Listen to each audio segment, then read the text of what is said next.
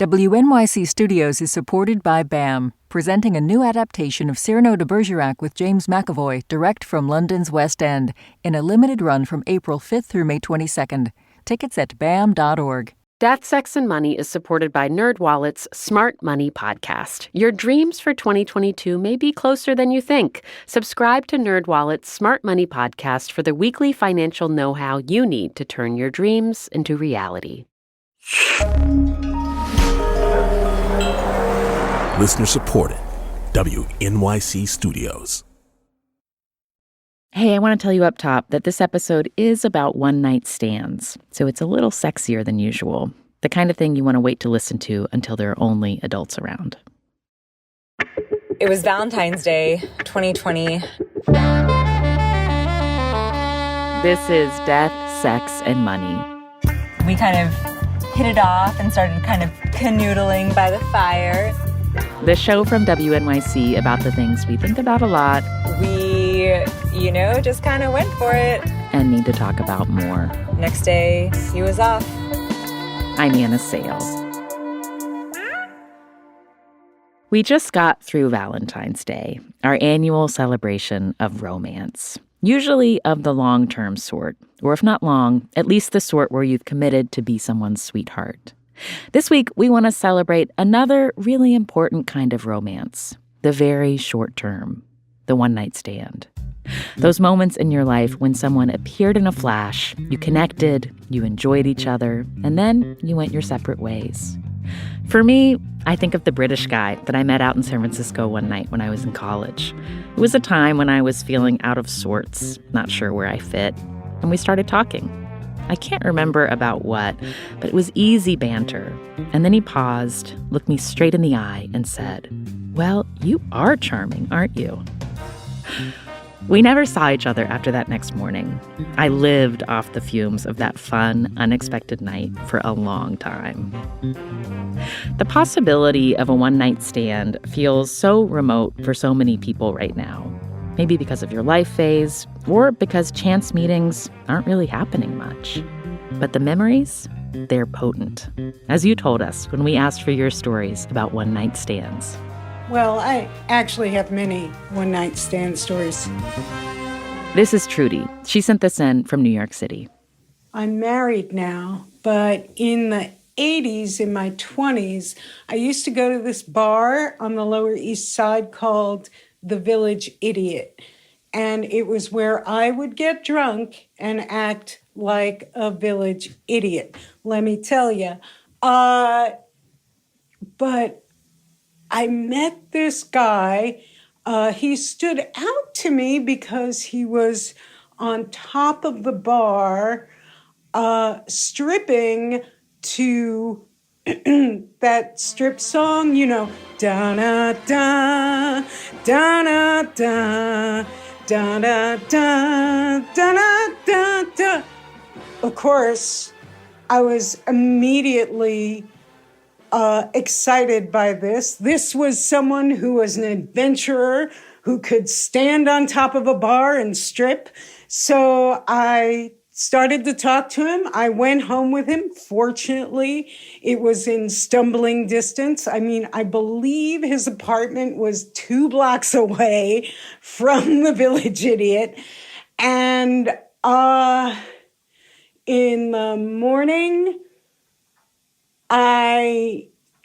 he was tall, he was handsome, but I discovered he was lacking any motivation or it was a point in my life when I had very low self-esteem. So every week or so, I would go to the Village Idiot and he would be there and we would have our experience. But after the third experience, I decided, nah, I'm over it.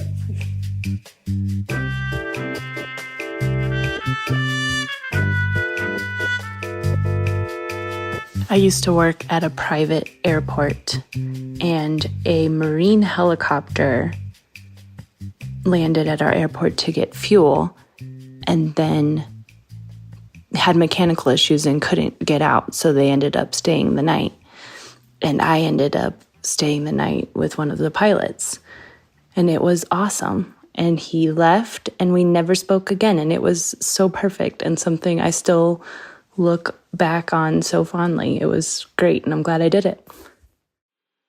I had broken up with a long-term boyfriend earlier that year and met this man through a work softball league. I had been in a period of lost confidence sexually, but one particular night, it was raining all day. He flipped on Norah Jones and went down on me. And let's just say, a come away with me will always hit different.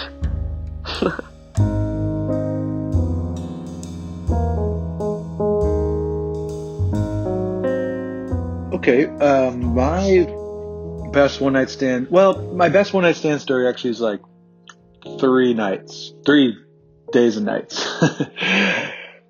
But it all started in Santiago, Chile. I'm a musician. I was down there on tour, and I was playing a festival, and I matched with somebody on Tinder and started chatting, and she seemed really cool, and looked like she was really cute.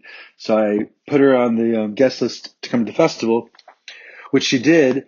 And then when we met, I realized that she didn't speak English at all, and I didn't speak Spanish at all.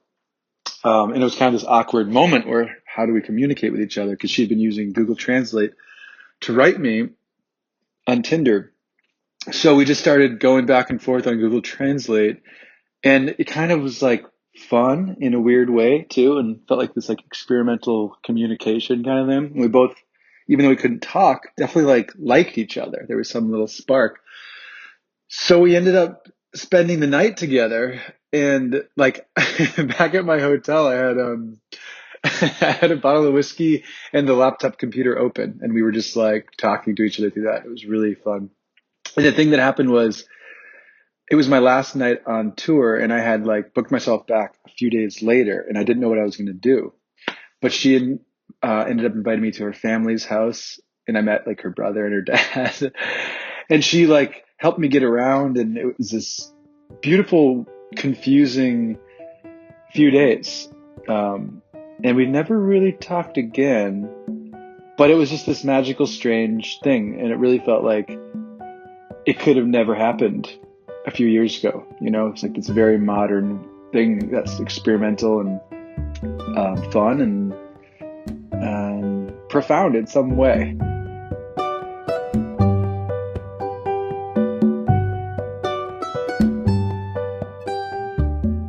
These days, I've been feeling utterly unsexy as a wife and a stay-at-home mom, so remembering this story has been a real treat. This wasn't my first one-night stand, but this was my first with a woman. It had taken me the better part of 10 years to accept that I actually wanted sexual experiences with women. Despite kissing a lot of women at college cast parties, it wasn't until years later that I realized it was because I was genuinely attracted to them. It's honestly still hard for me to claim the identity bisexual because I married a man. But there she was. After months of flirtation at the improv theater and the bar, we were actually going to have sex on my bed. I can't remember if she asked or if I offered, but we both smoked some pot out of a little glass bowl to relax and take the edge off. This woman was a bit of a heartthrob at the theater. Absolutely gorgeous, experienced with men and women, and so confident in her sexuality. She had told me that she wasn't interested in a relationship with a woman. She only wanted sex. I told her that was okay with me, and it really was. I wanted this adventure. We started kissing. I wanted to ask what the standard girl sex moves were, but I just kept kissing her. I was completely unsure of myself, but I was genuinely excited to explore in this new way because I had waited years for this. We caressed, fumbled, and exchanged moments of pleasure. I wish I had asked more about what she wanted rather than basing my technique on pop culture and a few conversations at the bar. I also wish I had been more confident about letting her know exactly what I wanted. She liked to tug on my hair, which I didn't really enjoy, but I I didn't want to spoil the mood, so I pretended I was into it. But I do remember happy moaning sounds from both of us. I think we checked in with each other about whether or not things were feeling good. After we finished, watching her wear my blue silk robe when she left the bedroom made me feel really proud. I felt like I had finally been true to a part of myself I had kept quiet for a really long time. She stayed the night, and we went back to being friends in the morning.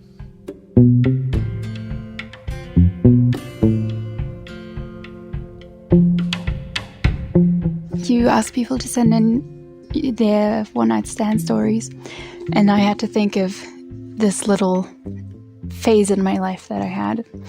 At the beginning of university, I became very, very, very intense friends with this other girl from a year.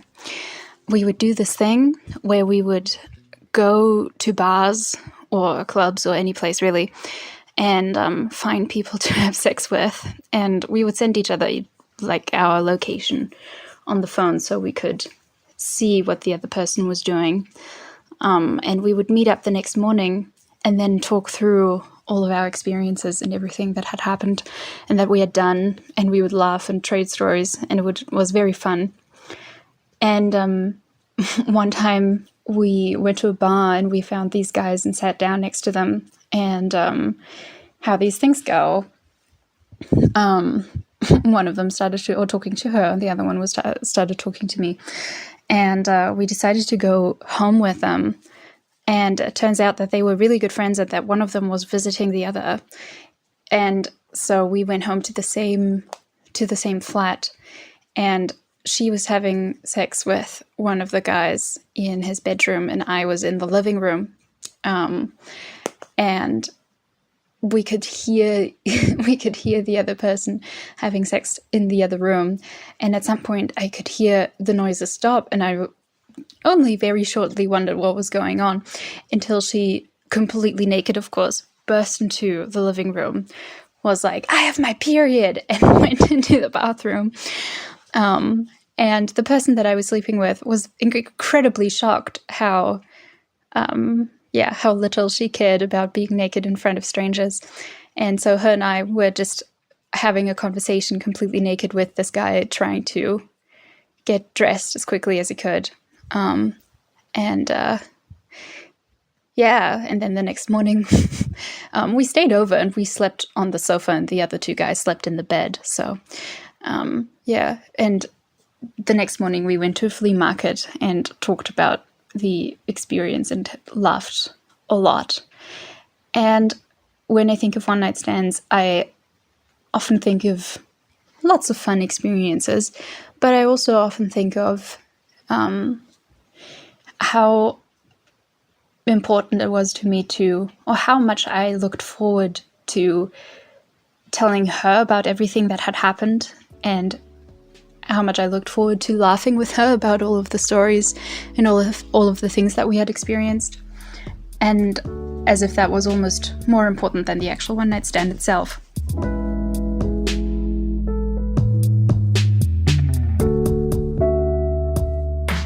Hi, Anna. This is Morgan. I'm 26 and I live in New England. One more story from our listener, Morgan, who a few years back decided to take a solo trip to Italy. Right before she was set to leave, her boyfriend broke up with her. I just cried for the next 35 hours, all the way to this restaurant where I ordered some gnocchi and just salted it with my tears. And as I was eating it, I was like, whoa, I can really do whatever I want here. Like, there are no rules, there's no judgment, nobody knows what I'm going to do. Like, I can do whatever I want. So Morgan decided to sign up for a Vespa lesson. And when she got there, she met her instructor. He was hot. He was tall, beautiful, olive-skinned, had these mirrored sunglasses, had an earring. Oh, he had his tongue pierced. He had a necklace of like a fishbone on, and he had a leather jacket, like he was smoking a cigarette. These were all things where I was just like, wow, bad boy alert. I do not qualify for this. And so, he eventually said that I was one of his best students, and he took me on this like special route for more advanced people. So he offers to give me a ride home on his motorcycle. And he drops me off and he says that we should get dinner later. And I was like, yes, we should get dinner later. And I just like look myself in the mirror and I'm like, you're going to have sex with your Vespa guide. And I just knew that it was going to happen. I just knew it. And but later he picks me up. We go to dinner, we go to a bar. He buys me a lot of drinks. And he suggests that we go back to the vineyard where we were earlier that day. And then we get there and I don't know, the ground was really uneven, so the alignment was off. So I switched over to trying to be on top to like help with that. And after he came, like, one, there's like nothing in it for me. Like nothing happened for my pleasure. And then two, his immediate response afterwards was like, that was not very good for me. Like he said something of like I could have done better or something. Like he was feeling emasculated. I don't know. Anyway, that felt really bad. to have sex with someone and then immediately hear like that wasn't very good for me. But yeah, it was an interesting time. It was a story that like it felt very cinematic, but only if I left out a bunch of details. And so this version that I'm telling you right now, I don't tell everybody all of these facts. Like I often just leave it up to like the sun, the wine, the motorcycle, like But I don't often say like, yeah, and I was drunk as all hell and the sex was horrid. But, you know, would I do it again? I'd at least ride the motorcycle because that was really fun.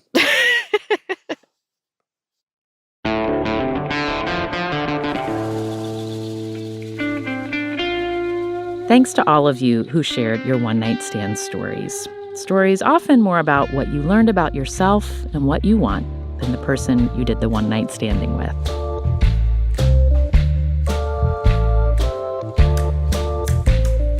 Death, Sex, and Money is a listener-supported production of WNYC Studios in New York. This episode was produced by Katie Bishop. The rest of our team includes Afi Yellow-Duke, Emily Botine, Andrew Dunn, and Yasmin Khan, who's with us while Annabelle Bacon is on a special assignment. Our intern is Emily Tafour.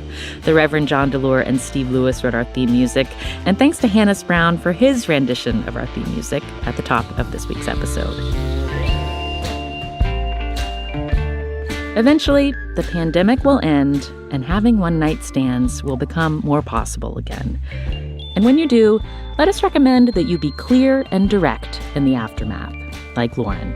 And he's like, oh, let me give you my number. And I was like, hey, have you ever had a one-night stand?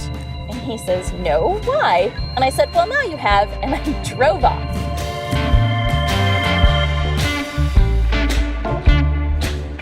I'm Anna Sale, and this is Death, Sex, and Money from WNYC.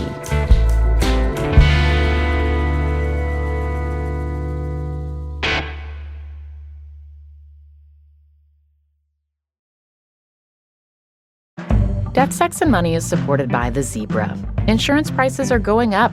Luckily, The Zebra is here to the rescue. They make it easy to save hundreds on car or home insurance in just minutes. The Zebra compares quotes from every major insurance company side by side, giving you all the facts you need to make the right decision. Get your free quote today at thezebra.com/DSM. That's at thezebra.com/DSM.